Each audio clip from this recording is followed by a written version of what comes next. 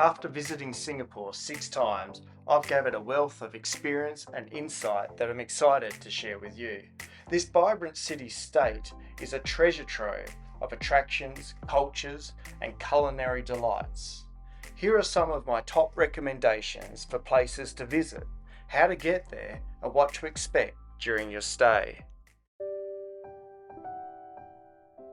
And I start with this place, Gardens by the Bay and the Super Tree Grove.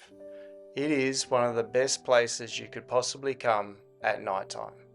It is always warm in Singapore, so at night this place is spectacular. It is only a short walk from Marina Bay Sands, where you can take the MRT to Bayfront Station to get here.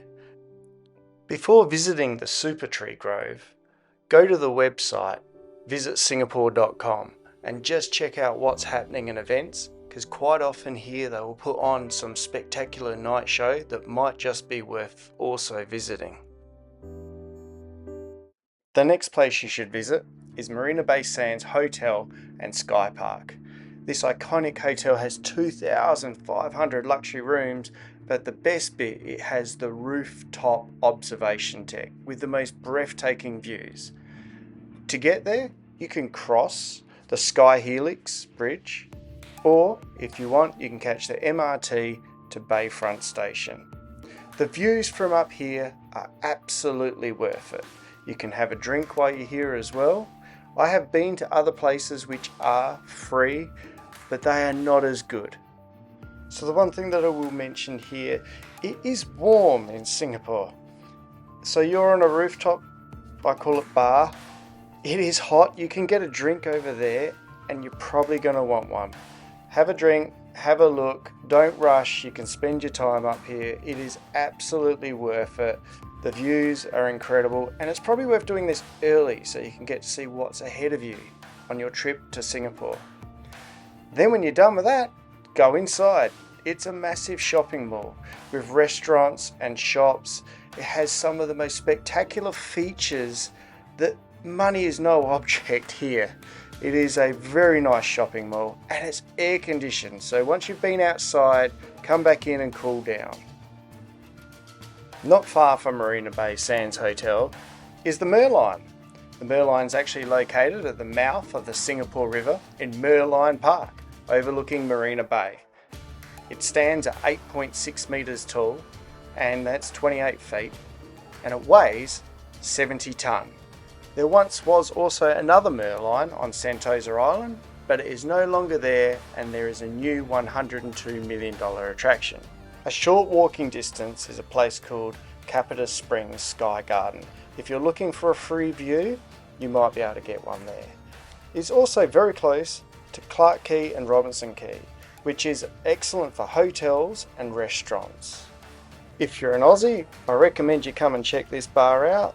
It's called the Boomerang Bar at Robinson Quay. The Long Bar at Raffles is one of the most famous historical bars in the world. It's not just a place to drink, but it is the home of the Singapore Sling. So a Singapore Sling at Raffles. Yes, it's expensive, but definitely put this on your bucket list.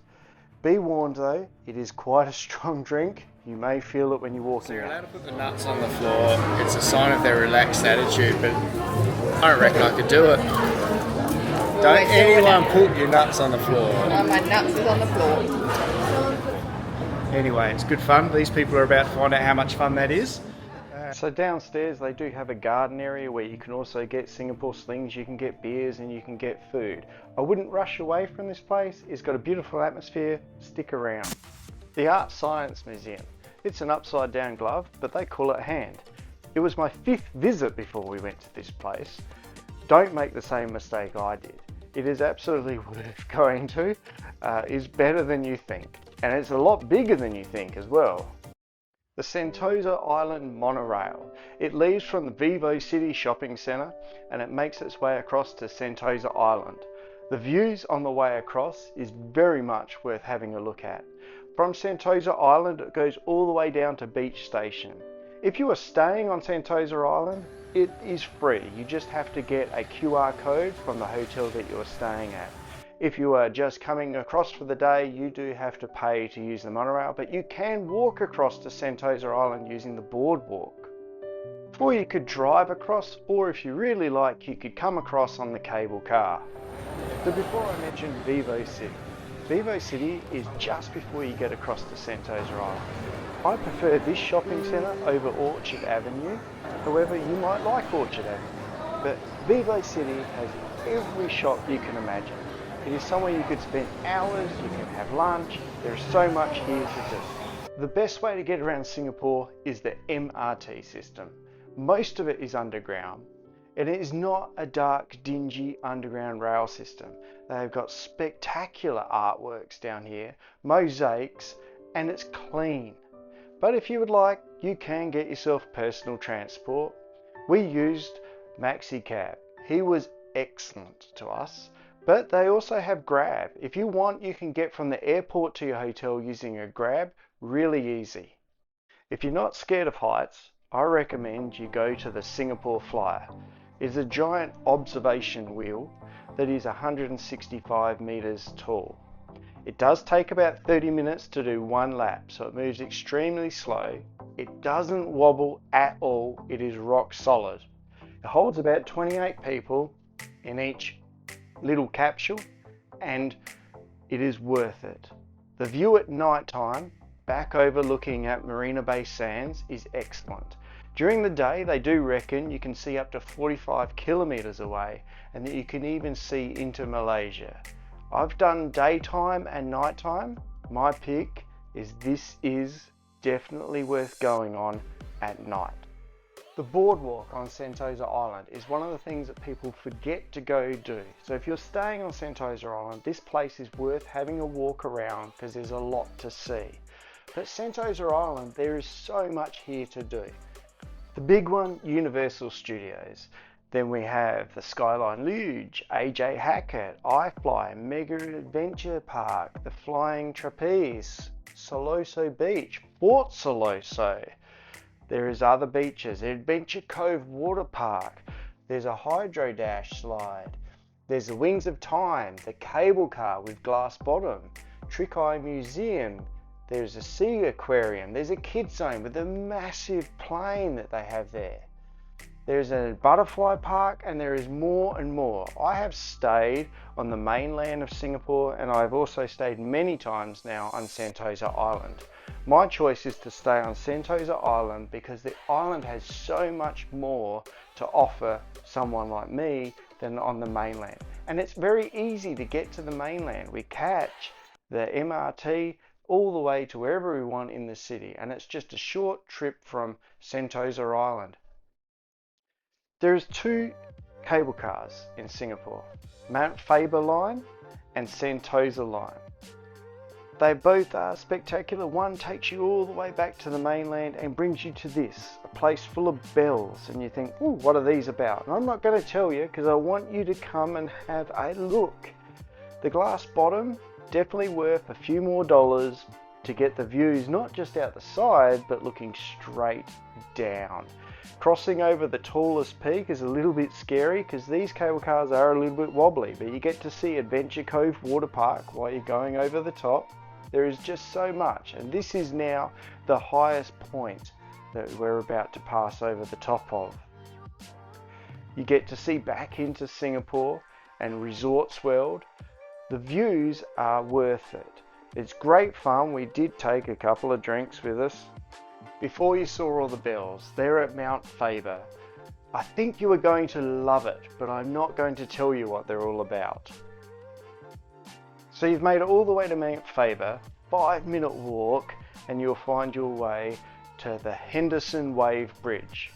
It is only a bridge that is only standing at 36 meters high that you can walk across. It is worth going to have a look. There's not much there, but it is worth it, and you are on holiday, so why not? So the big one, Universal Studios. If you would like a great day out, and it's going to be a full day if you have never been here before, and if you don't mind getting a little scared, then you absolutely will have a fun day. They do have a couple of great big thrill rides, that's for sure. But there's so much more. They have shows, there's places to eat, there's got shopping. They even have introduced now the new Minions section. If you would like to see more about Universal Studios, I have got videos on my channel of all the rides that are currently at Universal Studios, and some of the old ones as well. I do love Universal Studios in Singapore, especially this ride. Also on Sentosa Island is Adventure Cove. It's a giant water park, it has a lazy river, many water-based rides. On the lazy river, however, you can actually see all of the fish as you go through the tunnels and come out the other side. They even have a giant pool that you put your snorkel and goggles on and get to swim with the fish. But the biggest thing that I never hear anyone talking about is on Sentosa Island, at Adventure Cove, you actually can go swim with the dolphins. Not only do you swim with them, you learn information about them, but you even get to get pushed along by two dolphins on a boogie board across the water. It is absolutely worth doing. It does cost a little bit extra to do that. Lim Chi Yuan. So the giant sign, it means bakery, but it does also mean that you've popped out from the MRT and you are now in Chinatown. Chinatown, for me, it's a bit of a hit and miss. Do I like it? I did like it. You could get a very cheap suit. You could get a fridge magnet for $1. There's lots of old stuff, swords, etc., pipes. But the one thing that I liked about Chinatown was the old Chinese temple. The place was spectacular. It was perfect. Everything about that was very nice. I don't understand the culture, but I did appreciate it. It's worth going to have a look at. It doesn't cost you anything to go have a look. Singapore Zoo and the night safari. Is it worth doing? Absolutely. But my number one tip is do not wait until it is dark. You want to be on the tram before it is dark, before sun is setting. Because if you wait until it is dark, you can't see anything. There is lighting, but it is very poor lighting for the animals. So my advice would be to do this before it gets too dark, as otherwise you don't see anything. There's a lot more to do here. Our first visit, we just did the night safari and we went and watched the live show. We never did the walk around. The walk around the park, you can go see all of this stuff, and it is excellent to do all three. But if you get there via a guided tour, you are on a time restriction. They will say you've got to be picked up at this time, otherwise the bus leaves. So my advice is don't do that.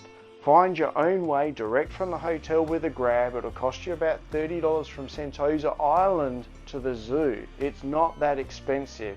And you can leave when you want to leave. You can see everything. A part of Singapore Zoo is Rainforest Wild Asia. Is it worth it? This place was so much better than I expected. There's walks that you can go on. There's lots more of attractions. There's places to eat. You get to see all the animals up close. There's adventure stuff for the kids. There's even at the end a cave restaurant. And even if you just go to the cave restaurant for a drink, it is worth it. This place was spectacular. Absolutely loved it. So right in the heart of Singapore is the Cloud Forest. It's part of the Gardens by the Bay. It has the world's tallest indoor waterfall starting at 35 meters. I never went to this place for many years, and yeah, it turns out it's pretty good. It is air conditioned inside as well, which makes it even better because Singapore, we've mentioned a few times, is quite a warm place to visit. It's never cold. Would I go here again? I think it's a one-time visit. It's definitely worth going to. It was better than I expected. Singapore's airport, Changi Airport. There is currently 4 active terminals and a 5th one on the way. This airport is massive. There is so much here to go see and do. It is not just an airport. They even have their own sky train to get you around. They have exercise bikes for those that are keen, slippery slides for fun. It's incredible. They also have these massive walls that just come to life while you're sitting there waiting around for your flight. But if you are here and you're inside of the duty-free section, look for Lottie Duty Free, because they have robots that will make you a free cocktail which you can enjoy while you're waiting for that flight home. So the big one, before you leave Singapore, you definitely have to take the time and go to the Jewel.